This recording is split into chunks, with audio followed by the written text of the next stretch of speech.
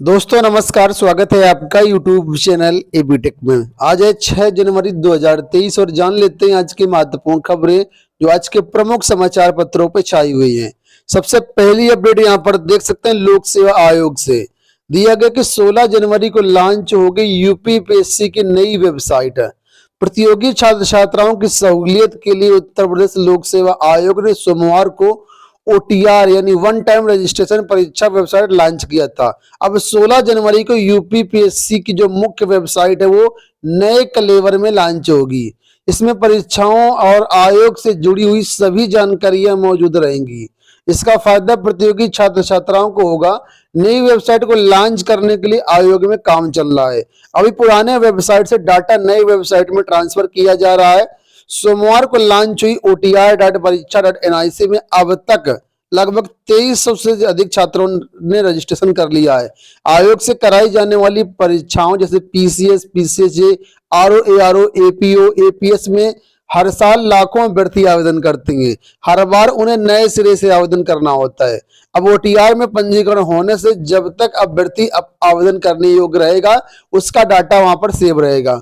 फिर फॉर्म भरते समय फीस जमा करते ही आवेदन सबमिट हो जाएगा। तब अभ्यर्थी इसे कम समय में और मोबाइल से भी भर सकेंगे। ऐसी सुविधा किसी अन्य भर्ती आयोग में नहीं है। ओटीआर में रजिस्ट्रेशन करने वाली पहली अप्रैल से निकलने वाली भर्तियों के लिए आवेदन कर सकेंगे। पंजीकरण कराने के बाद 5 साल तक कोई आवेदन न करने पर डाटा डिलीट हो जाएगा। ओटीआर पर पंजीकरण कराने वालों को एक नंबर भी मिलेगा। आयोग के चेयरमैन संजय श्रीनिवास ने पत्रकारों से बताया कि 16 जनवरी को लॉन्च होने वाली वेबसाइट में शिकायतें सुनने का भी एक कॉलम होगा। उसमें अभ्यर्थियों से ऑनलाइन शिकायतें ली जाएंगी और उसे प्राथमिकता पर हल किया जाएगा। नई वेबसाइट में यूपीपीएससी का इतिहास होगा। सभी चेयरमैन और सदस्यों के नाम भी होंगे।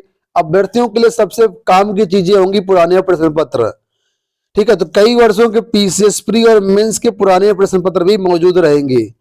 1987 से पीसीएस में टॉप 3 अभ्यर्थियों की सूची के नामों की लिस्ट वहां पर भी अवेलेबल रहेगी। तो काफी सारी सूचनाएं यहाँ पर देखिए होने वाली हैं।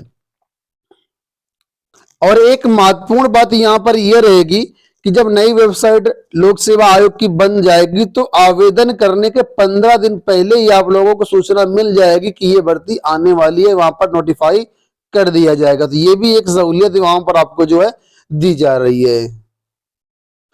तो लोक सेवा आयोग की जो भी भर्तियां होनी है, जो भी अभ्यर्थी चाहते हैं कि लोक सेवा आयोग की जॉब में हम यहाँ पर अप्लाई करेंगे, वहां से जॉब लेंगे, तो 31 मार्च इसकी लास्ट डेट कर दी गई ओटीआर में रजिस्ट्रेशन की। अगर आपने ओटीआर में रजिस्ट्रेशन नहीं किया तो 31 मार्च के पहले कर लीजिएगा।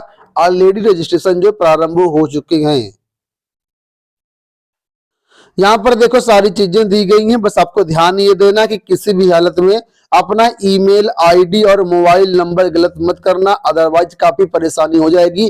फिलहाल अभी मोबाइल नंबर और ईमेल आईडी संशोधित करने का कोई ऑप्शन नहीं है। हालांकि अगर आपका फॉर्म सबमिट हो जाता है, बाकी किसी अन्य गलतियों में त्रुटि होती है, तो फिर बाद में आप उनको चेंज भी कर सकती हैं। बात करते हैं दूसरी अपडेट के बारे में। तो यहाँ पर देखिए तस्वीरें आप लोग देख सकते हैं। शिक्षक भर्ती में पद बढ़ाने को अनशन पर प्रतियोगी।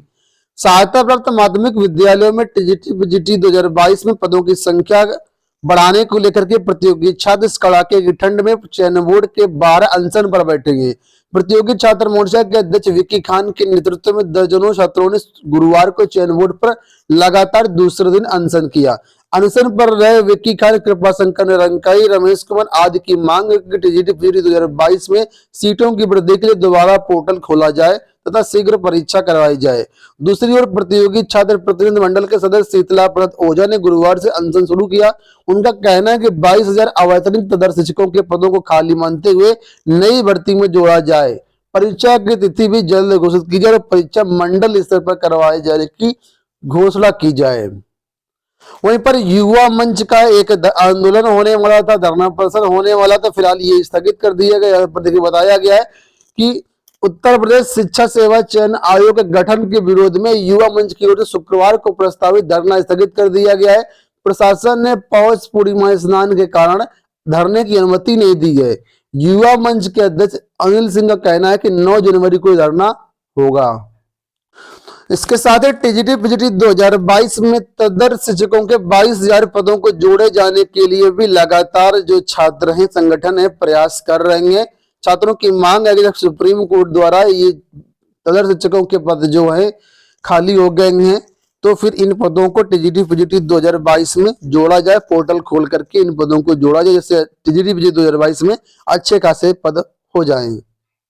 तो कुल मिलाकर के अलग अलग संगठन है, सबका प्रयास यही है कि यहाँ पर जो है पदों की संख्या बढ़ाई जाए और परीक्षा तिथियां जारी की जाए। बात करते हैं उच्च शिक्षा निदेशालय को लेकर के। आप लोग जानते हैं उच्च शिक्षा निदेशालय को प्रयागराज से लखनऊ ट्रांसफर करने के लिए आदेश वगैरह जारी किए गए हैं, तो इसको लेकर के निदेशालय में कलमबंद हड़ताल चल रही है। निदेशक ने शासन को भेजा पत्र, तो वही अपडेट यहाँ पर दी गई कि उच्च शिक्षा निदेशालय को प्रयागराज से लखनऊ स्थानांतरित करने का प्रस्ताव मांगे जाने के विरोध में शिक्षा निदेशालय मिनिस्ट्रियल कर्मचारी संघ के आह्वान पर गुरुवार को पूर्ण कलमबंदी रही।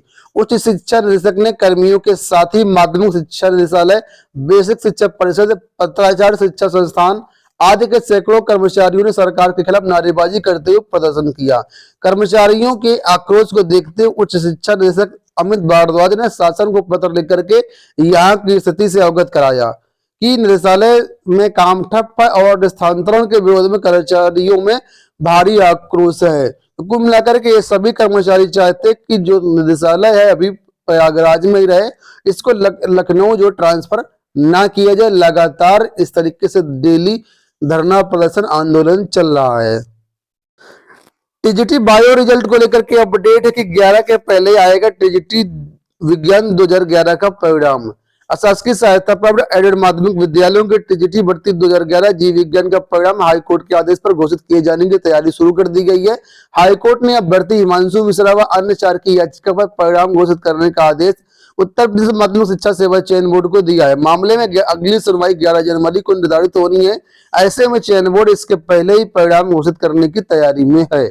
तो कुल मिलाकर 11 जनवरी के पहले परिणाम आने की सूचनाएं यहाँ पर मिल रही हैं। आपको बता दें 83 पदों के लिए 17 जून 2016 की इसकी परीक्षा हो गई थी और ओएमआर सीट भीग जाने के कारण परिणाम रुका हुआ था। अब हाईकोर्ट के आदेशानुसार इस परिणाम को जारी करना पड़ेगा।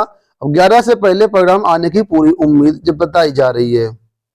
बात करते हैं असिस्टेंट प्रोफेसर की, तो असिस्टेंट प्रोफेसर विधि गृह विज्ञान का संशोधित परिणाम जारी कर दिया गया है। विज्ञापन संख्या 50 के तहत इन विषयों का दोबारा परिणाम जारी हुआ है। दोनों विषयों के परिणाम आयोग की वेबसाइट पर अवेलेबल है, वहां से आप लोग चेकआउट कर सकते हैं। अगली अपडेट यहाँ पर प्राथमिक शिक्षक भर्ती के रिक्त पदों को लेकर के। देखिए यहाँ पर बताया गया कि शिक्षकों के रिक्त पदों का मांगा ब्यौरा। उत्तर प्रदेश शिक्षा सेवा चयन आयोग के गठन होने के साथ ही परिषदीय प्राथमिक और उच्च प्राथमिक स्कूलों में शिक्षक भर्ती की उम्मीद जगी है। बेसिक शिक्षा निदेशक सुभाष सिंह ने सभी विषय से शिक्षकों की स्वीकृत कार्यरत और रिक्त पदों का ब्यौरा 13 जनवरी तक मांगा है। 31 मार्च तक सेवानिवृत्त होने वाले शिक्षकों की संख्या को जोड़ते हुए रिक्त पदों की सूचना तय प्रारूप पर मांगी गई है। यहाँ पर आपको बता दें जो सूचना मिल रही है उसके अनुसार करीब 63,000 पद यहाँ पर खाली होने के अनुमान लगाया जा रहा है। बात कर लेते हैं नवोदय विद्यालय को लेकर के। जो भी छात्र यहाँ पर एडमिशन लेना चाहते हैं उनके लिए विशेष सूचना है कि नवोदय विद्यालय में प्रवेश के लिए करें ऑनलाइन आवेदन। जवाहर नवोदय विद्यालय के सत्र 2023-24 में 6ठी कक्षा में प्रवेश लेने के लिए ऑनलाइन आवेदन आमंत्रित किए गए हैं। आवेदक नवोदय विद्यालय की वेबसाइट पर जाकर के आवेदन कर सकते हैं। 31 जनवरी आवेदन करने की लास्ट डेट निर्धारित की गई, उसके बाद यहाँ पर आवेदन नहीं कर पाएंगे। और इसकी जिसकी जन्मतिथि 1 मई 2011 से लेकर के 30 अप्रैल 2013 के बीच वो छात्र छात्राएं यहाँ पर आवेदन कर सकती हैं। इसकी जो प्रवेश परीक्षा होगी 29 अप्रैल 2023 को करवाई जाएगी। अगली सूचना यहाँ पर असिस्टेंट प्रोफेसर के एग्जाम डेट जारी करने के संबंध में। तो यहाँ पर अपडेट है कि विज्ञापन संख्या 51 के तहत असिस्टेंट प्रोफेसर भर्ती की परीक्षा तिथि तत्काल घोषित करने की मांग को लेकर के प्रतियोगी छात्रों ने गुरुवार को उत्तर प्रदेश उच्चतर शिक्षा सेवा चयन आयोग के बाहर प्रदर्शन किया। प्रदर्शन करने वालों में पीयूष वर्मा, अनिल पाल, सुनील पटेल, मिथिलेश आदि शामिल थे। अंत में बात कर लेते हैं हम लोग अनुदेशक भर्ती को लेकर के। तो लिखा है नए सिरे से शुरू हुई 32,022 अनुदेशक भर्ती की लड़ाई। बेसिक शिक्षा परिषद के 45,000 से अधिक उच्च प्राथमिक स्कूलों में शारीरिक शिक्षा के 32,022 अंशकालिक अनुदेशक भर्ती की लड़ाई नए सिरे से शुरू हो गई है। 19 सितंबर 2016 को शारीरिक शिक्षा व खेलकूद के 32,022 अंशकालिक अनुदेशकों की भर्ती शुरू हुई थी। इन्हें 11 महीने के लिए 7,000 रुपए प्रतिमाह पर नियुक्ति मिलनी थी। इसके लिए 1,53,739 अभ्यर्थियों ने यहाँ पर आवेदन किए और फिर सरकार बदली तो इस भर्ती प्रक्रिया को रोक दी गई। इसके खिलाफ अभ्यर्थियों ने याचिका हाईकोर्ट पर डाली। 3 नवंबर 2017 को 2 महीने भर्ती पूरी करने का आदेश दिया गया। हालांकि सरकार भर्ती शुरू करने की बजाय हाईकोर्ट में स्पेशल अपील दायर कर दी और इस मामले पर पुनः यहाँ पर देखिए सुनवाई चल रही है। तो लिखा है 3 साल से अधिक समय तक लड़ाई चलने के बाद सुप्रीम कोर्ट ने 10 नवंबर 2022 के आदेश में अनुदेशक भर्ती निरस्त करने के लिए उत्तर प्रदेश सरकार के फैसले पर कोई टिप्पणी से इनकार करते हुए याचिकाकर्ताओं को छूट दे दी कि वे हाईकोर्ट में याचिका कर सकते हैं। इस मामले में बीपीएड बेरोजगार संघ के अध्यक्ष धीरेन्द्र प्रताप यादव की ओर से फिर से याचिका दायर कर 20 दिसंबर को प्रदेश सरकार से भर्ती रद्द करने का कारण पूछा गया है। अब इस मामले की जो सुनवाई 18 जनवरी को होगी। तो दोस्तों ये हो गई आज की सारी सूचना। उम्मीद करता हूँ वीडियो पसंद आया होगा। इस वीडियो में इतना ही। धन्यवाद।